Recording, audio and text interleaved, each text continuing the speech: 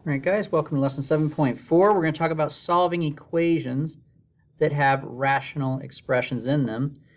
To begin, we're going to talk about domain restrictions, because when you're solving equations, you end up getting answers for x, right? Well, sometimes you can end up getting an answer for x that actually isn't allowed because it's not in the domain. The domain is all the possible values of x. And when it comes to rational expressions, there's just some values that x is not allowed to equal. But once we get that out of the way, we will talk about solving equations. We're going to look at three types. We're going to look at ones that have monomials in the denominator. We're going to look at ones that have polynomials in the denominator. And then we'll look at a third type that actually requires some quadratic solving. So that's our goal for the day. So first of all, let's talk about what the domain of a rational expression is. The domain, the possible values of x, of a rational expression, is restricted to those values of x that don't make the denominator equal 0. In math, you guys may know that you're not allowed to have a 0 in a denominator. So anything that makes the denominator equal 0 is not allowed. Okay? So let's go ahead and take a look at some examples where we're going to find the domain of each rational expression. Okay, so let's start off with something simple here. Let's say I have a function, and it's something like 1 over x plus 2. Well, x can be anything. You're allowed to plug in any number you want to for x. The only thing that you're not allowed to plug in for x is something that will make the denominator equal 0. So the denominator cannot equal 0. So what is my denominator in this case? My denominator is x plus 2. So x plus 2 is not allowed to equal 0. So if I solve for x, that means that x is not allowed to equal negative 2. And so basically, that's one way you can write your domain. X can't be negative 2. That's the negative way to write it. The positive way is you could say that x could be anything from negative infinity up to negative 2. And it can also be anything from negative 2 up to infinity. It just can't be 2. Now, I'm not going to ask you guys to write the answer like that, but that's the positive way to write your answer. We're just going to keep it simple, say, okay, well, x can be everything except negative 2. That's basically the simple way to write it. But there it is. So basically, just take the denominator, make it equal to 0, and solve. Let's go ahead and take a look at another example. A lot of times to solve these, though, we're going to have to do some factoring. So let's go ahead and take a look at another one here. Suppose I have 1 over x squared minus 9. All right. Well, we're going to take our denominator, and we're going to make it equal 0, or we're going to say the denominator can equal 0, right? So then what we do is we factor the denominator. Now this is a difference of squares, right? So how do we factor that? You take the square root of x, you take the square root of 9, and then you set each piece, in this case, not equal to 0. Zero product property, right? So I'm going to minus 3 on both sides. So x cannot equal negative 3, and x cannot equal positive 3. So I'm just using, instead of using an equal sign, we're using an equal sign with a slash through it. And all that means is that x is not allowed to be that number. So you're allowed to plug in anything you want to for x into this function. The only thing you're not allowed to plug in is negative 3 and 3. And so sometimes you'll have to factor and then do the zero product property. Let's do one more type before we let you guys practice a little bit.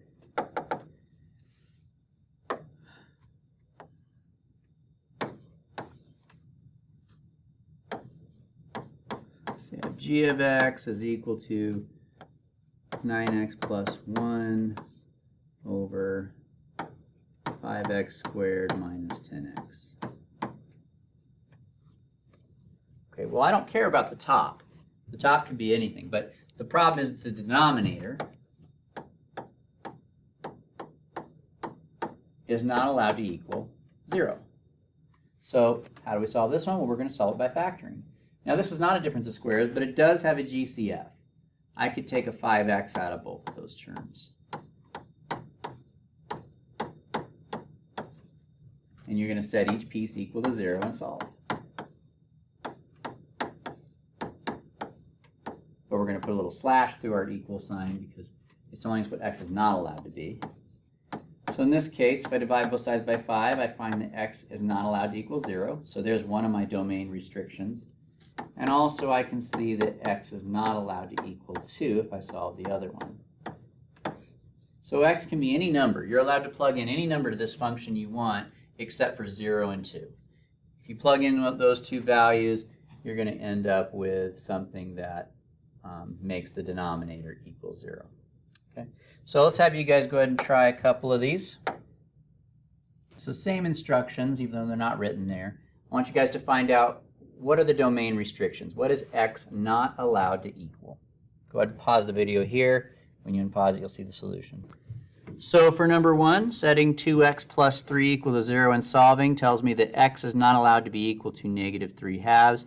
For number 2, setting the denominator equal to solving, we find that we can't have x equal to negative 2 or negative 3. In this one, you would use the box method to factor it to get x plus 2 times x plus 3. Then using the zero product property, you would get these results. Okay?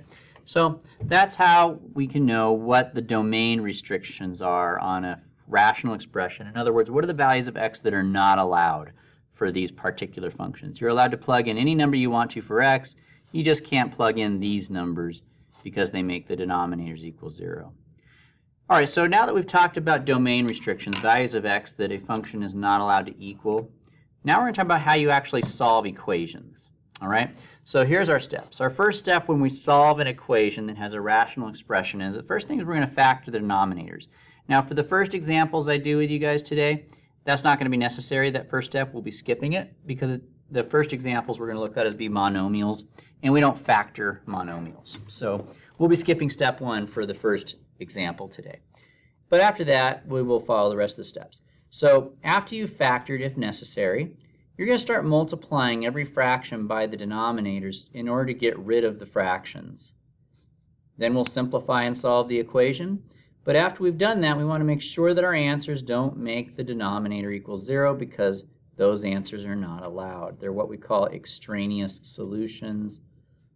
Let's go ahead and take a look at our first problem here. Okay. When you guys are writing these problems down, I would circle this word and just define it. It just means answers that aren't allowed or answers that make the denominator equal 0. That's what's meant by extraneous solution.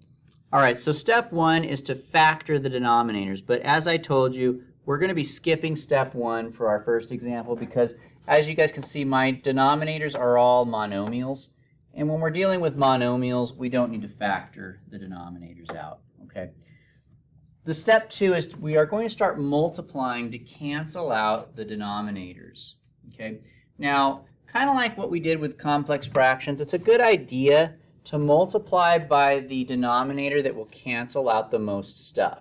So for instance, if I multiply by n, that's good. It'll cancel that n out. It'll also cancel one n out of here and one n out of here. But a better choice would be to multiply everything by this. Because when I multiply everything by 3n squared, it's going to cancel the 3n squared there. It's also going to cancel this n squared, and it will also get rid of that n. And we're not going to have any fractions left over at all. So it's a good idea to go ahead and multiply by the denominator that will cancel the most stuff out. So we're on step 2 because we skipped step 1. And step 2 is going to be to multiply everything by the denominator of 3n squared. So let's go ahead and do that.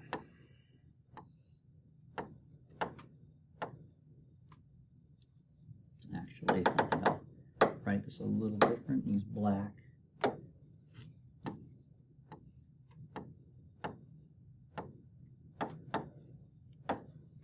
If you have any binomials like this n plus 6, I would recommend putting them in parentheses for these types of problems. It helps us to remember to distribute. So we're taking this 3n squared and we're multiplying it to every term, basically.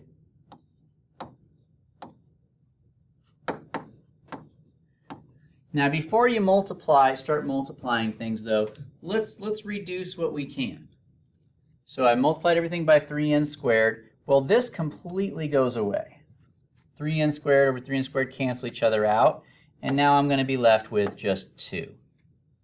Plus, now in this case, we can cancel something out. This n squared will cancel with that n squared. So I'm still left with a 3, but that's okay. At least I don't have a fraction anymore. And here on this last one, this n on the bottom will take away one of these n's on the top. So it becomes a 1 now. So I'm left with 2 times 3n on the top there.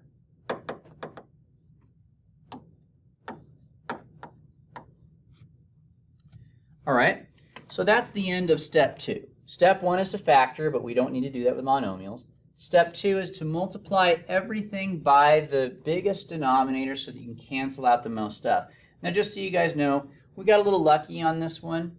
By multiplying by 3n squared, every fraction went away. That doesn't always happen, though. Sometimes it won't cancel everything, and so you'll have to multiply again by something else. But in this case, step 2 required me just to multiply by something once. So now we're going to simplify and solve. So by simplify, what I mean is we're going to go ahead and start, doing any kind of distribution or multiplication and combining of like terms that we possibly can to make this equation a little bit easier to look at. The 2 and the 18 can go together to make 3n plus 20. And now I'm just going to go ahead and start solving this thing. So we have, I'm going to rewrite it here. At this point, if I wanted to solve this, I would go ahead and just move the 3n to the other side.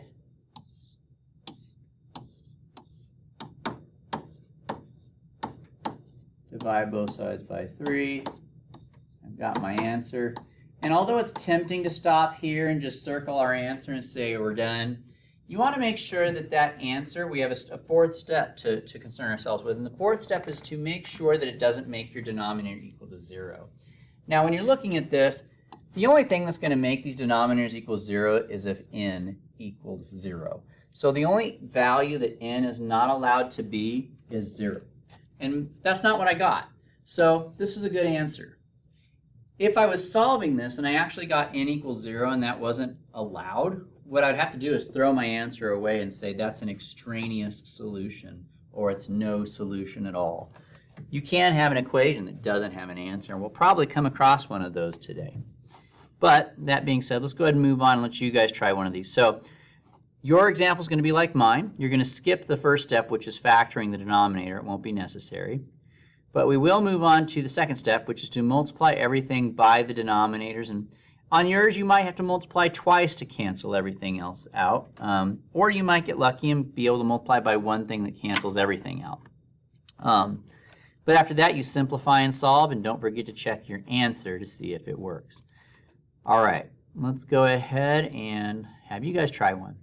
So go ahead and pause the video here. And just as a reminder, anytime you have binomials in this chapter, it's kind of a good idea to put them in parentheses before we start. And I'll let you guys go ahead and pause the video here, and when you unpause it, you'll see the solution. Right, so I would start by multiplying by 6n squared because that's what's going to cancel out most of the stuff. So by distributing this into the equation, we end up with this here. And then after that, the 6's cancel, and the n takes away one of these n's on the top, leaving us with a single n here. These two things cancel completely, leaving me just with n minus 3. The n squareds here cancel, and 3 goes into 6 twice, so I'm left with 2 times n plus 3. And then, of course, we distribute the 2. Then we add the like terms together. And then if I were to subtract this 3n on both sides, I would end up with negative 2n equals 3. And then division gives me 3 over negative 2. And my answer is a good one because the only thing that n is not allowed to equal in this case, once again, is 0. So negative 3 over 2 is not going to make the denominators equal 0. So we're good there. All right, let's go ahead and move on to another one. So that's the first type of problem we want to talk about today, was monomials. And what makes monomials a little bit more pleasant is that you could skip that first step, which is factoring. But now we're going to look at polynomials, and when we're dealing with polynomials, you do have to factor a little bit. So let's go ahead and take a look at one of those. So let's go ahead and write down this problem here. So step one is going to be to factor the denominators. Now, this one doesn't factor at all, but both of these are the same. So if you could factor one, you can obviously factor the other. And they're not a difference of squares, but you know what they do have is a GCF. You could take a p out. So the first thing I would do is I would take out a p on the bottom, which would look like this. And once again, put those binomials in parentheses. I think it's helpful to do that. So step one is to factor your denominators when possible. Sometimes it'll be a GCF like this one was, but it could be differences of squares or box method, but the point is to factor the denominators. Okay, now what we're going to do is we're going to multiply by whatever denominator is going to cancel out the most stuff. And as you guys can see, multiplying this is what's going to cancel out the most stuff, because if you multiply by p times p minus 4, it will cancel out that fraction, it'll cancel out this one, and it will cancel out that one as well. So we're going to go ahead and multiply by that. So here we go. Step two. I'm going to multiply everything by p times p minus 4. Okay, so we multiply to cancel denominators. All right, let's go ahead and see what that looks like. All right, and that's what we get after we distribute that into each one of these fractions here. Now we can start canceling some stuff off. So boom, that goes away. Nice. Leaving me with just 1. Next, we have those going away, leaving me with just p plus 1. And then finally here we have the p minus 4's canceling out, leaving me with 6p. All right, so that's the end of step 2. Step 1, factor the denominators. Step 2, multiply to cancel out the denominators. All right, step 3 is to, once again, go ahead and simplify and just start solving this. So we have 1 plus p plus 1 equals 6p. The ones can be added together to make 2. And then I would minus the p on both sides, which is 5p. And then division is going to give me 2/5. So that's step 3.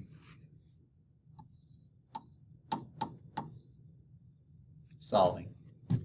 Step 4 is we want to check our answer. In other words, if I plug in 2/5, will that make any of this stuff equal 0? Well, 2/5 minus 4 is not going to make 0, right?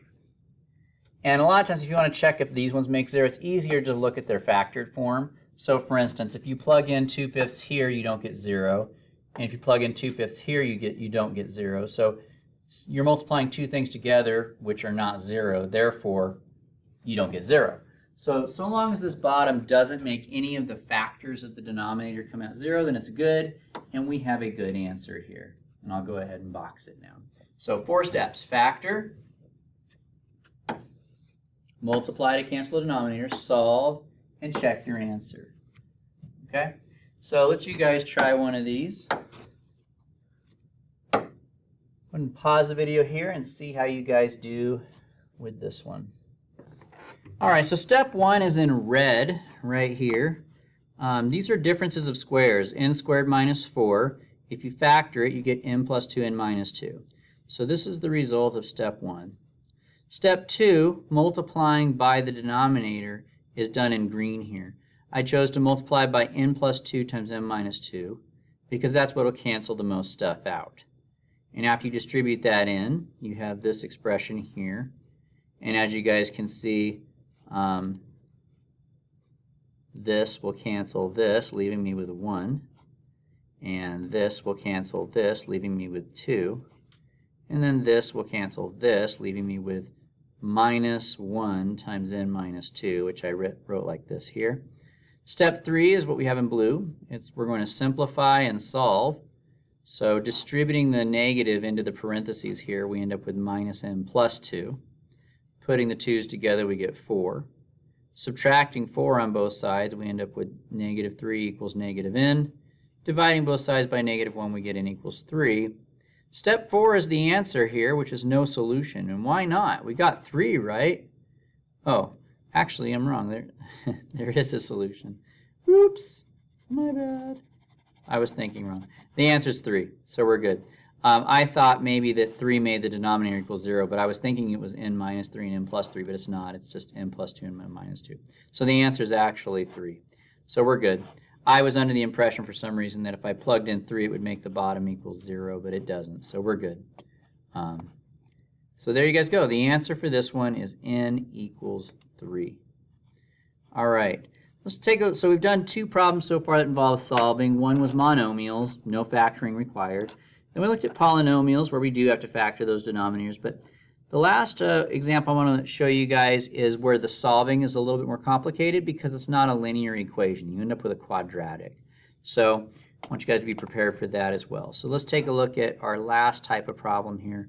So go ahead and write down this example and let's try it out. All right, so step 1 is to factor those denominators. So let's go ahead and do that.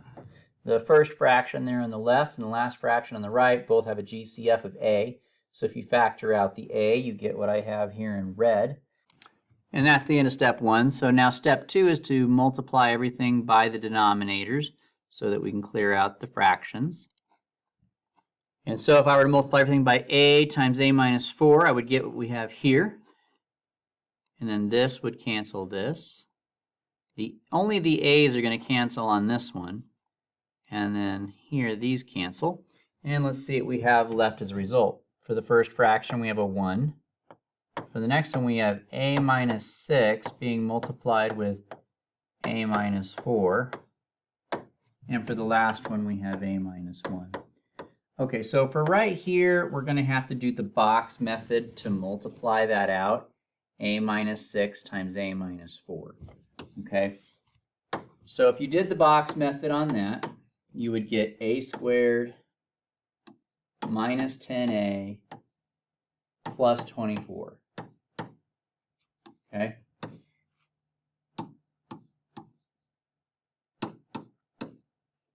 Sometimes you'll have to do that if you have binomials being multiplied. Next, I'm going to go ahead and distribute. And as you guys can hopefully tell, I've already moved into step 3, which is simplifying and solving.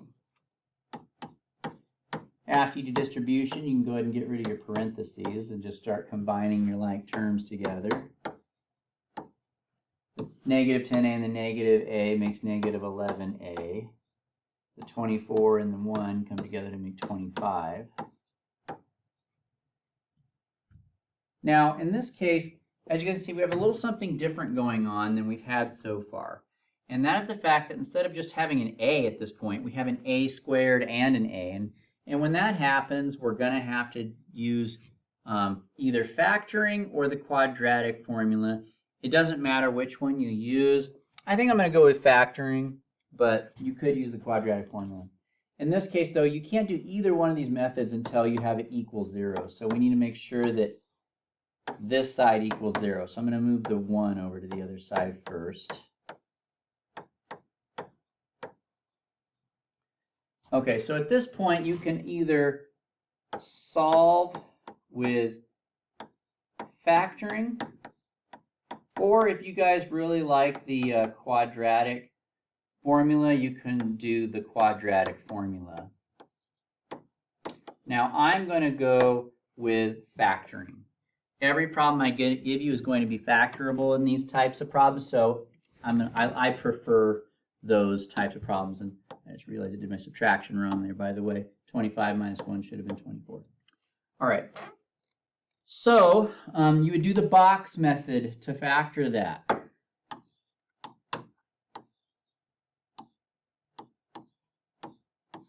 And if you did the box method correctly, you would get a minus 8 times a plus 3. And then you set each one of these equal to 0 and solve. And so this last step here, where we factor and do zero product, this is really what I wanted to draw your guys' attention to, is that when you have a quadratic, you're going to either have to factor or use the quadratic formula. But once again, you got to make sure that it doesn't make any of your denominators equal 0. So for instance, if you were to plug in 8 here, would you get 0? No. If you were to plug in 8 here, would you get 0? No. Or how about here? No. So 8 doesn't make any of those denominators equal 0. And you'd also check 3. It's possible that one of your answers work, but the other one won't. So we have to check both. So 3 won't make 0 either if you plug it in. So we're okay. Both of these answers are good answers. Okay? So there it is. All the steps were exactly the same as they have been until we got here. When we got here, we realized, oh, I've got a quadratic, so I need to make it equal 0. I need to factor and then do zero product property. Those 3 steps there are the new steps. Okay, so let's go ahead and have you guys try one of these, and if you can do that, you are hereby deemed masters of solving rational expressions for today. All right, so go ahead and pause the video and see how you guys do. Okay, so in red is the first step. The first fraction has a GCF in it. You can take out an x squared out of there, which gives you this. And the last fraction is a GCF as well, but it is different. On this one, you can only take out an x, so that would look like this. So that's our first step. Step 2 is to go ahead and multiply by the denominator that will cancel the most, and in this case, that would be this, x squared times x minus 4. And when you distribute that into the equation, you get this. And then we can go ahead and start canceling stuff out to finish up step 2. So these go away, leaving us with 1. And then here the x squareds go away, and it just leaves us with x minus 1 and x minus 4. And then the last one here, the x minus 4's go away, and this x will cancel one of the x's out, but it will still leave 1x left over there in that spot. After that, I'm going to go ahead and do the box method. We're moving into step 3 now. We're going to start simplifying. So I'm going to do the box method on that to multiply those together, x minus 1 and x minus 4, which will give me this. And then since there's a minus in front of that, I have to distribute it into the trinomial, so that's going to change all those signs around. The next thing I would do is I would combine the 4 and the negative 1 to get negative 3. And then I'm going to start, it needs to equal, at this point, we see we have a quadratic, right? And when it comes to quadratics, you can either factor or use the quadratic formula, but you can't do either one of those until you have it equal to 0 first. And so I'm going to go ahead and minus this x on both sides first, which will give me this. At this point, I'm going to factor. Now, I've told you guys before, you don't have to do this next thing, but I do it. I don't like having a negative in the front, so I factor that out. You don't have to do that if you don't want to, but all it does is it changes all these signs. But you could still do it without doing that. But the point is here, you would do the box method on this to factor this trinomial, in which case you would get this. Unless you didn't take your negative out, then you'd have something kind of similar to it, but not quite the same. But regardless, after that, you set each piece equal to 0 and solve, which gives you x equals 3 and x equals 1. And neither one of those are making any of these denominators equal 0. Now you guys might be thinking, that fourth step kind of seems stupid. We've gone through the entire lesson and we haven't had one example where it happens. And it kind of is like that. And my advice would be, maybe you don't have to worry about step 4 unless you're doing a multiple choice test and you see that one of the answers says no solution. If I were you, I would make sure you check your answers, because they might have your answers there, but it turns out if you check them, it turns out those actually are not allowed to be there.